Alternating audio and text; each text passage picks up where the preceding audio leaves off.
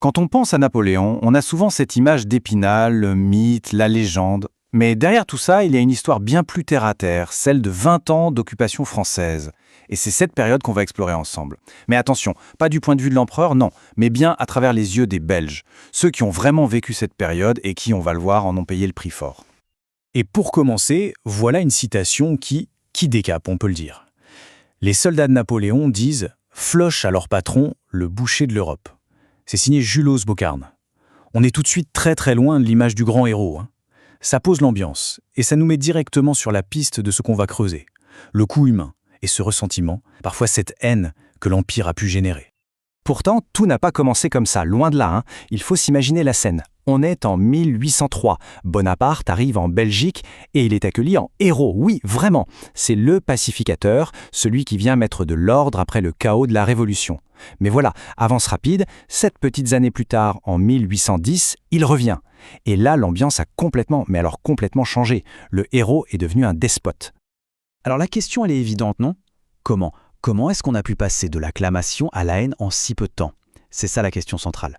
Et pour y répondre, on va devoir faire quelque chose de simple. Mettre face à face les belles promesses de l'Empire et ses réalités souvent brutales.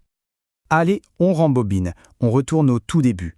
Parce qu'il faut bien comprendre que, avant d'être vu comme un tyran, Bonaparte a vraiment incarné l'espoir. Un espoir immense même. On le voyait comme un libérateur. Il faut se remettre dans le contexte de l'époque. Les gens sortaient des années de chaos, de troubles post-révolutionnaires. Et là arrive cet homme, Bonaparte, qui semble pouvoir enfin ramener l'ordre, la paix, la stabilité. Il était cette promesse-là. Une promesse, comme on va le voir, qui n'a pas vraiment été tenue. Et la première douche froide, la première réalité brutale de l'Empire, ça a été ça, l'impôt du sang, la conscription. Parce que pour ces guerres, l'empereur avait un appétit insatiable. Il lui fallait des hommes, toujours plus d'hommes. Regardez ce chiffre, 9,089. C'est juste terrifiant. Et il faut bien comprendre ce que ça représente. On parle là d'un seul département, celui des Forêts, qui correspond plus ou moins à la province de Luxembourg actuelle. Sur un peu plus de 14 000 jeunes envoyés au combat, plus de 9 000 ne sont jamais rentrés. Jamais. Le coût humain est juste vertigineux. C'est difficile même de se l'imaginer.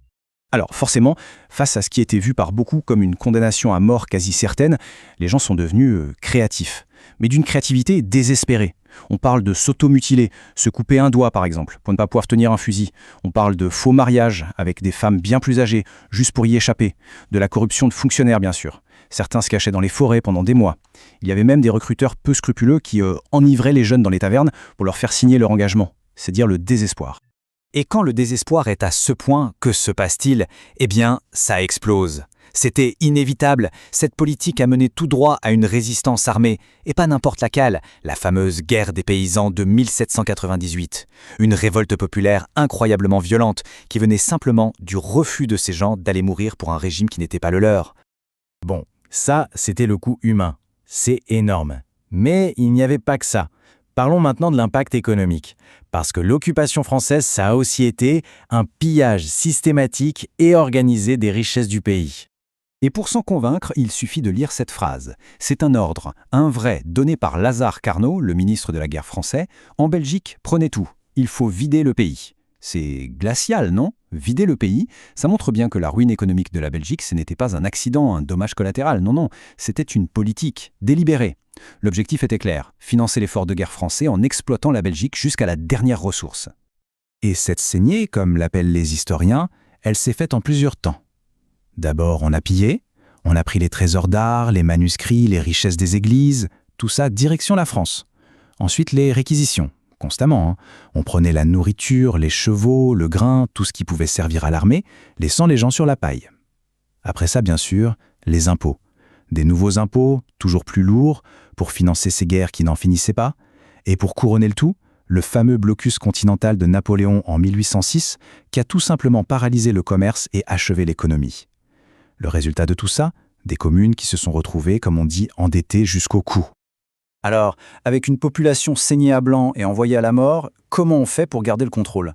On sort le point de fer. Le régime a mis en place tout un arsenal de répression pour mater toute contestation. Il faut bien voir que la France de Napoléon, c'était un État à deux visages. D'un côté, le Code civil, l'État de droit, mais de l'autre, un véritable État policier.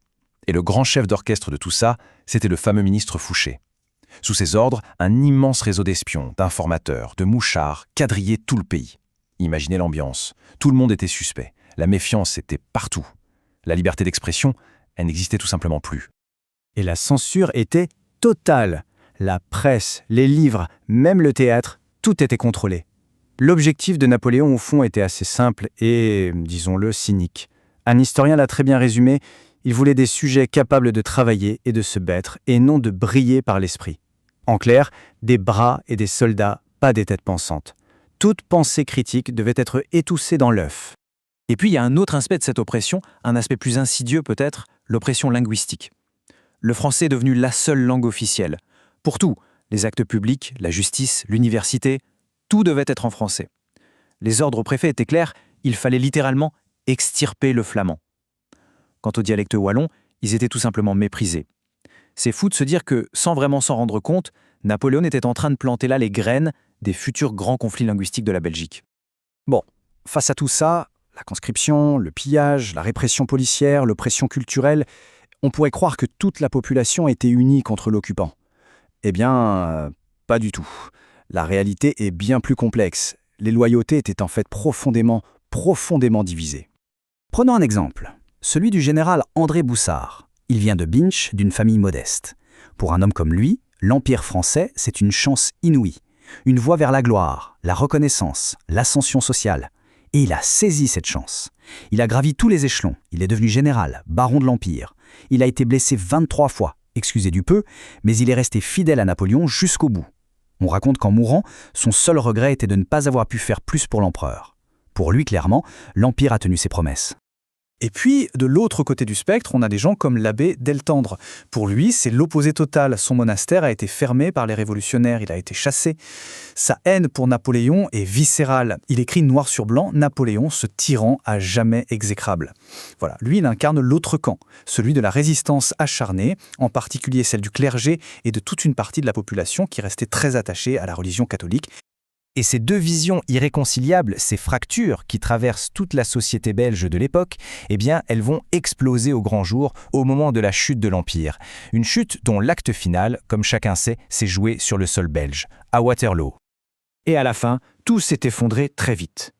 D'abord, il y a eu le désastre absolu de la campagne de Russie en 1812, qui a anéanti la Grande Armée. Puis la défaite de Leipzig en 1813. Et en 1814, les armées alliées entrent à Bruxelles et sont accueillis avec des applaudissements en libérateurs. Napoléon abdique. L'épisode des 100 jours, l'année suivante, ne sera qu'un dernier barou d'honneur, un sursaut qui s'achèvera dans le sang et la boue de Waterloo. Et s'il fallait un seul chiffre pour résumer cette fracture belge, ce serait celui-ci, 8000. C'est le nombre approximatif de Belges qui se sont battus à Waterloo. Mais le plus fou, c'est leur répartition. La moitié, environ 4000, se battait dans l'armée de Napoléon. Et l'autre moitié se battait en face avec les Alliés. Des Belges contre des Belges, sur leur propre sol. C'était ni plus ni moins qu'une guerre civile. Mais attendez, le bilan le plus lourd, le plus choquant peut-être, il est là. On a tous tendance à penser que la guerre la plus meurtrière pour la Belgique, c'est la Première Guerre mondiale, le conflit de 14-18. Eh bien c'est faux, c'est une idée reçue. En réalité, les guerres napoléoniennes ont fait plus de victimes belges que la Grande Guerre. C'est une statistique assez incroyable et une vérité historique qu'on a souvent tendance à oublier. Alors au final, quel bilan tirer ? Comment juger cet héritage napoléonien en Belgique ? D'un côté, on ne peut pas nier qu'il y a eu des apports, comme le Code civil, qui a modernisé la société. C'est un fait. Mais de l'autre côté, comment oublier le reste ? L'impôt du sang, le pillage économique, l'étouffement de toute une culture. Le prix à payer pour cet empire a été, pour les Belges, tout simplement immense. Modernisateur ou tyran, la vérité est sans doute quelque part entre les deux, et la question, elle, reste ouverte.